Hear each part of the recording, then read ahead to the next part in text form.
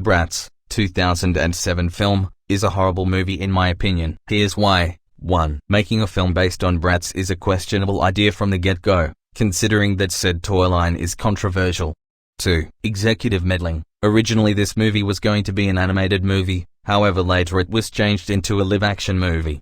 3. Extremely bad grasp of the source material with the exception of the characters' names. For example, in the TV show, the Bratz run their own teen magazine, but in the film, they don't. The girls look really nothing like their original designs. Yasmin looks more like Megan and has a personality close to Dana for some reason. The main antagonists of the show, Kirsty, Casey and Burdine, aren't in this movie nor are they mentioned, instead being replaced by Meredith, unifying their personalities into one. The girls didn't get their name for a contest. In the show they got them for their fashion magazine, despite also being referred as brats by the villain in one scene. The girls look like young adults when they're supposed to be 16-year-olds. With the exception of the main 4 girls and a few other characters, none of the other characters, such as Cameron, from the Dolls or the CGI animated show appear in this movie, although the connected toy line includes Sheridan, who is not in the movie.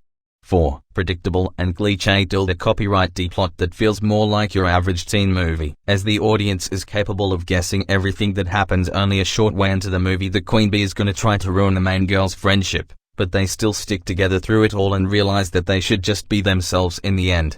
5. While the soundtrack is decent for the most part, some of it can be pretty bad. The most noteworthy examples being the introduction music to the movie, which just doesn't feel right, as it fits more into a fairy tale genre than a high school genre, and Meredith's song It's All About Me, which is, as you can already tell by the title, a song dedicated solely to her glorifying herself, and the lyrics are downright unoriginal and pathetic. 6. It uses the cliché copyright to be yourself moral, but in a very sexist way. Speaking of the moral, it feels mixed and convoluted, because given how the entire theme of the Bratz in general is mainly the fact that the girls act like pampered and spoiled valley girls, a message about being yourself would likely be one of the last things that should be conveyed from any form of Bratz media. 7. Terrible acting, especially from Logan Browning, Skylar Shea and Nate Elia Ramos, who are poor casting choices and pretty much didn't even try to give the characters a very lively performance and mostly look goofy and unnatural. Keep in mind this was their first movie they ever starred in, so their acting talent at the time wasn't exactly experienced. Not to mention that in spite of the movie being in live action, there can actually be bad lip syncing present in it as well, believe it or not. For example, when Yasmin gives her mother a pair of chocolates and the latter exclaims "lost chocolates," her mother doesn't move and simply stays open even while she's talking. Logan Browning wasn't even a leading role to play Sasha, as she was a little too old to portray a teenager. 8. Dumb and unfunny jokes with an overusage of racist stereotypes such as Mexicans, that is, Yasmin's mother is Mexican and has an obsession with chocolate and also has mariachi bands living with her.